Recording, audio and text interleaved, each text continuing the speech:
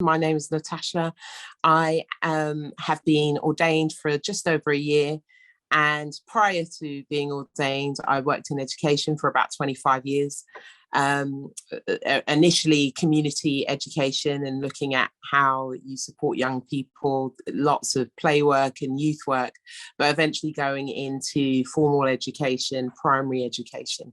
I have a background that includes school improvement experience, as well as the last 10 years I served at a school serving the Broadwater Farm estate, which meant leading that community in the run up to and aftermath of the London riots, and really trying to work to think about how you encourage a community in that period. One of the key aspects of our development with Vision 2030 is to help the compassion of the church, particularly reaching out into parts of London which need to be altered, need to be supported in all sorts of different ways, in order that everyday Londoners can find a better sense of flourishing. And that's what this conversation is about tonight. We're thinking particularly about the joys of mentoring. We're thinking about households, we're thinking about families, we're thinking about church, we're thinking about schools, we're particularly thinking about young people. What can I say about mentoring? Where should we start? Obviously, mentoring is just a huge part of learning, teaching, all of those aspects. You need, all of us need a helper. Jesus would have had a rabbi teaching him, and we all need that person. Sometimes we talk about it as the zone of proximal development, ZPD, and it's a very special space, in fact, that how you are taught and mentored a profound effect on our lives, and all of us will have been mentored by someone. There are a number of ways that can happen, and in my experience it can range from social emotional enrichment opportunities. It can be about academic development. There are so many different aspects. You think about when you get to that point that you actually have your qualifications and are just thinking about your career, people need mentoring to feel confident about what it is that they're doing and be confident to take the steps and fulfill whatever calling God has for them. So that's what mentoring's about. I'm quite struck as you're talking as well about, the Christian sense of the nuclear family doesn't really exist. You don't see much of a sense of the nuclear family, do you, within the life of the Gospels and the life of the Scriptures? What you see time and time again are households. We hear of whole households being baptized at particular moments. We hear of households, offering hospitality and support and so on and so forth.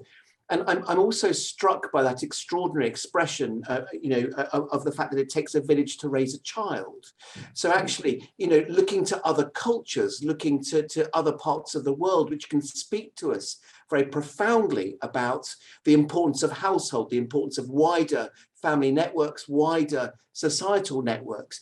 Absolutely. I think it's when you look at Jesus's upbringing, he definitely had a global South upbringing, in the sense that, when he gets lost in the temple, the reason he can get lost is because there's just so many people that are around, and it's many hands that are holding this young person. And, you can see it in those conversations that he's going to have with lawyers and doctors and all those things, that actually there comes a point where we should be putting our young people in positions to have those conversations and work out the questions that they have. Which actually says that the raising of children particularly is everyone's responsibility, not them over there. And I wonder, Natasha, from your experience, could you share something about the impact that when people become mentors, when they recognize the need to support, not necessarily their nuclear families, but to go further, the impact that makes in terms of the flourishing of a wider society as well, living out in that biblical manner of what households can look like? There is no way. It's a misnomer that you can have this nuclear family, that they just happily live in their castle and just get on with it. It doesn't exist. And if the pandemic has shown that, because people had to get together in bubbles just to survive that experience. So hopefully, we're starting to avail ourselves of that understanding. But then there is something about meeting people who I can remember soon after coming to faith, I had a mentor, and his life experience was completely different to mine. And there was something courageous about us being able to have conversations and find those spaces. So as Christians, that's a really important journey, because we might agree on who Jesus is. We might not be able to share in any other aspects of our kind of demographic or whatever personhood aspects that are there. And that's as important a role, to be heard, to be valued, for people to put value and see value in you is really important.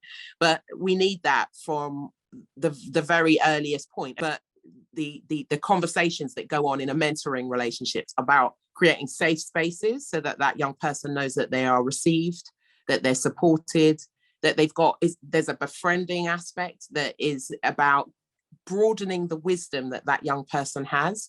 One of the biggest aspects of some of the risk factors, the contextual risk factors that are affecting our young people, is that for lack of good wisdom, good counsel, that they're getting into situations. And really all of our faith should be, our communities should be multi-generational communities. And whether you are coming from somewhere else in the world, you may not have grandparents, but you should have them in church. Whether you are going through that difficult period, if you should be being held by that wider church community. And we need to be better at doing that. And in order to get better, we need to be intentional. When you see situations where young people cannot be related to by other members of their community, that's because it's not because they are bad children, it's because we've abdicated the land, we've abdicated those relationships. And mentoring is a great opportunity for us to step back into that with courage. That recognition that the raising of children is a real privilege, and it's one that we all share and that we own. But that whole sort of sense of abdicating, I think, is a really helpful reminder about, not thinking this is someone else's responsibility. Someone needs to do something about those children. I can even hear many people saying those words as I say them. And yet there's something about our own responsibility, isn't there? We hear of young people, particularly after lockdown, with increasing levels of anxiety and of mental health problems. And, we're talking about sort of, a large proportion of young people, not just some that come from a particular estate or from a place of deprivation or whatever. This is actually widespread in terms of supporting, the needs of young people. Could you share something about some of the personal stories that you're aware of, where you've seen children's demeanor, their lives, their kind of sense of joy kind of change because of the impact of mentoring? In school, often there's kind of academic mentoring, and just having someone from outside of that school community who has the time to sit with that child and ask them questions about the things that they are having difficulty with. Just the experience of having someone interested in that. And that's not to say that teachers aren't doing that, they are doing that. But sometimes people just need someone to sit beside them in that period. And it's not because parents aren't doing it. It can be that sometimes parents are going through a very difficult time, not because they don't care about education. Everybody knows that you can go through seasons with your children that you are just not getting on. And it needs to be a different voice that says what you were saying, and it needs to come from a different place. Now, sometimes I'm certainly an aunt, and that sometimes that has to be you saying that. But it's great to have a wider range of people that can have those conversations and talk about the fears that sometimes our children, because of the way a little bit our education system is, people feel under pressure that they need to perform. They don't want to say to their parent, I'm finding this difficult. They don't want to say that to their teacher in whatever way. And to have a safe space where you can do that is just powerful. Another opportunity or an experience of that is just enriching young people's lives, people having who have the time to, perhaps you've got a family of your own and you can have a young person come along and join some of the activities that you do with your family. And that's not a kind of oh, woe is them, and these are these difficult situations. It's about fostering broader relationships that children have, and particularly where things like bullying, if a bullying incident has gone on in school, where a child's only network of friendships is in their school, that's a massive incident for them. But when you have got church relationship, wider relationships, that becomes a smaller issue. That doesn't mean we're not dealing with that, but as Viktor Frankl says, that suffering experience is reduced because it's not taking over all of your life. And you can put in context that actually this relationship is not working well, but actually look at the richness. I've got all of this other relationship, and that upholds young people and lets them know that, I'm loved. And we all are going to have relationships that we don't get on with. So it's a fact of life that you're going to have that. You just need the resource to help you think that through. Just the fact that actually being human is hard. And, being a teenager, learning how to come to terms with that, all of the kind of hormonal stuff that's going on with you, all the pressures that are there that are completely different to all of the experiences that we had. For most of us, I'm saying most of us, if you had a telephone, your mum could manage what was going on with that. Most of our young people are trying to manage social media, internet relationships, all of this stuff all at the same time. And sometimes they just need a concrete person that's just with them, actually with them. And to have that regular slot that you have got someone that can spend that time and talk about stuff that you want to talk about is just gold dust, really. And I just think that we need to be more creative as a community, more courageous as a community to think, well, how can I be hands and reach out to these young people in that way? Completely, Natasha. I'm completely with you. And I'm quite struck by, in the John's Gospel narrative of the resurrection story. You've got John where St. Peter, of course, as Jesus was being arrested, he gets his knife out and he stabs someone. And then at the point of when Jesus defeated our death and demonstrates to us something of no recriminations and no reprisals, just peace, is what he says. He then takes dear Peter to one side, who's also denied him those 3 times. And I just find it extraordinary, that mentoring conversation that Jesus has with Peter after the resurrection, where they go for a walk on the beach, and 3 times, Simon Peter, do you love me? Yes, Lord, you know I love you. And I'm really struck by when Jesus first asked the question, the answer is, go and feed my lambs. And this is Jesus talking to the church. This is not just St. Peter. This is St. Peter, the one in whom the kingdom has been placed. And so I think that whole notion of the first thing that we do in the resurrection is to go and feed the lambs. And who are the lambs? Well, of course, some will argue that the lambs are the most marginalized in society. The lambs are the ones that couldn't defend for themselves. They're the ones who are marginalized, who are ostracized, who are pushed to the margins, who are hated, who are despised, who are, and so much of this, it seems to me, is caught up in that moment, that mentoring moment, where Jesus says to the church in the gift of the resurrection, go and feed my lambs. And I think this is an absolute imperative upon us to actually take those words seriously and put it into action. God will be wanting to bring us into proximity with people who have different experiences, and that proximity will be mutually transformative. There isn't a kind of, I'm coming from on high and helping these people that are in difficult circumstances. You will be transformed. I was transformed by working and serving in Broadwater Farm, because everybody goes in thinking that they know, and then God shows you what you really don't understand about this. And that some of these young people, what you will see in their courage will teach you lifelong lessons in that. But that's not the reason that you're going into it. You're going into it from the point of view that you knew these are skills that you are going to take away for yourself. There's skills in compassion, there's skills in emotional intelligence, that we get to come away with. You know, sometimes we feel in the church as if, you know, we're the ones who've got to do all the work as well, you know, on behalf of the kingdom, to build the kingdom. And you know, I'm conscious that, you know, particularly when it comes to issues around, say, serious youth violence, you know, it's one of the 6 areas for compassionate communities to get really stuck in with, to try and, you know, respond, you know, creatively as the church, in terms of, you know, providing a particular support and particular actions as a result of the levels of serious youth violence. And I'm just wondering, could you share something, because, you know, that's all a bit scary for most people.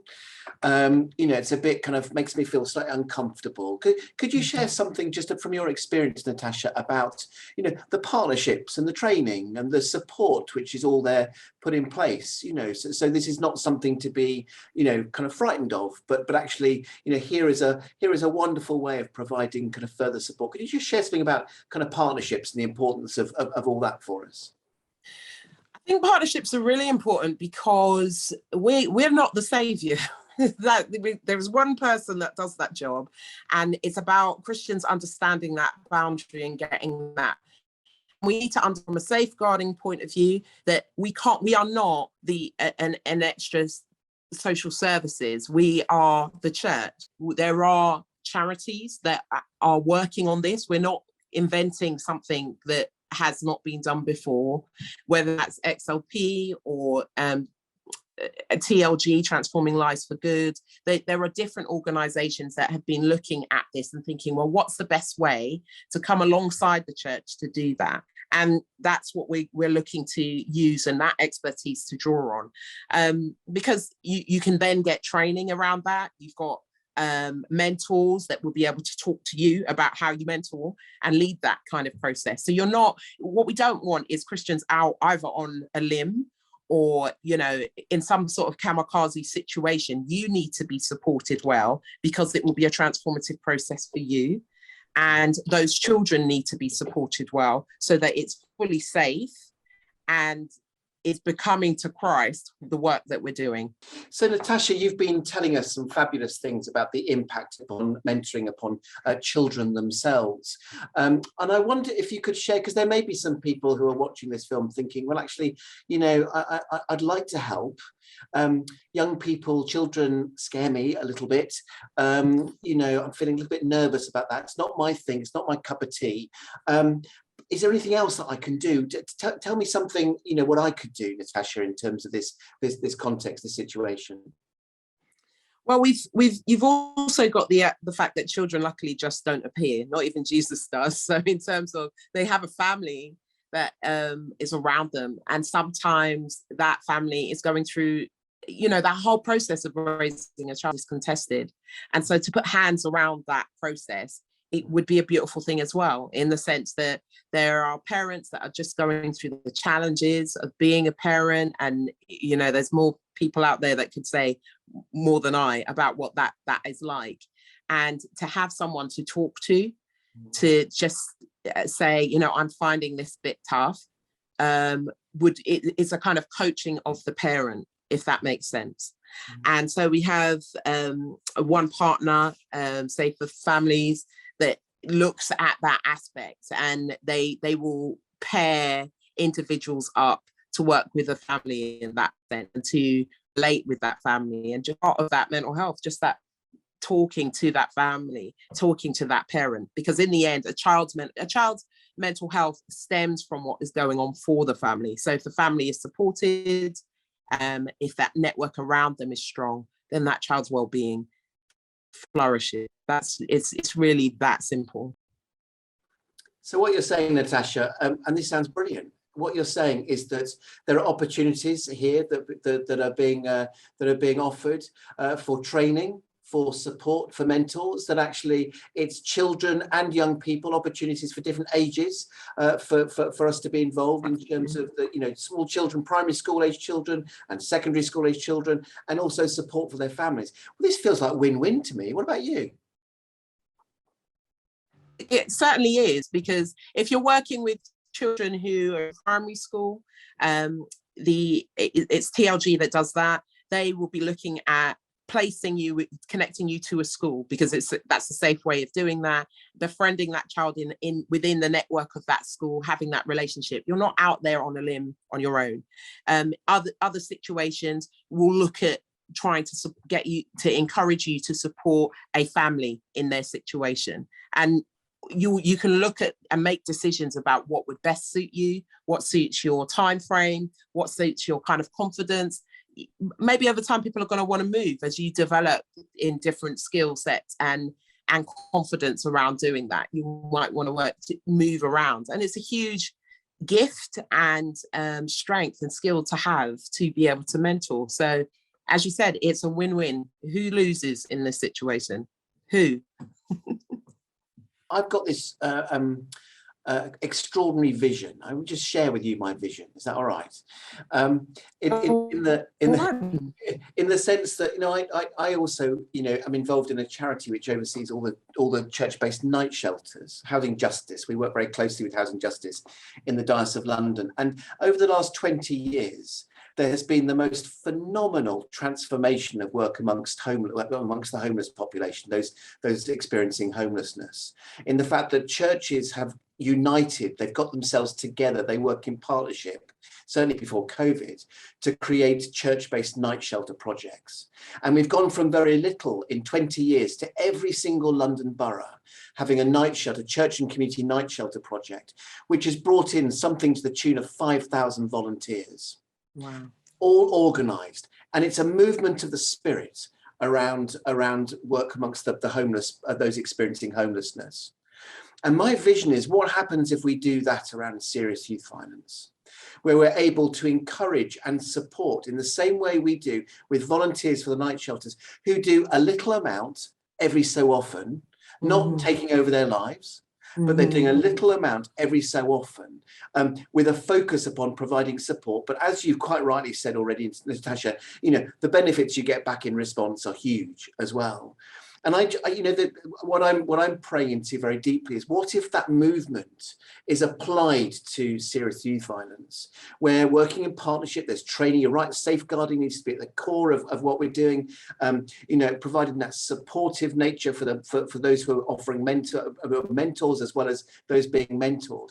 And I wondered, you know, if I was someone who has done a bit of work with a night shelter, I quite like it, I haven't got much time, but I'm quite interested in terms of what I might be. What are you going to say to me, Natasha, to try and, you know, to try and convince me that this would be a really good thing for me to do?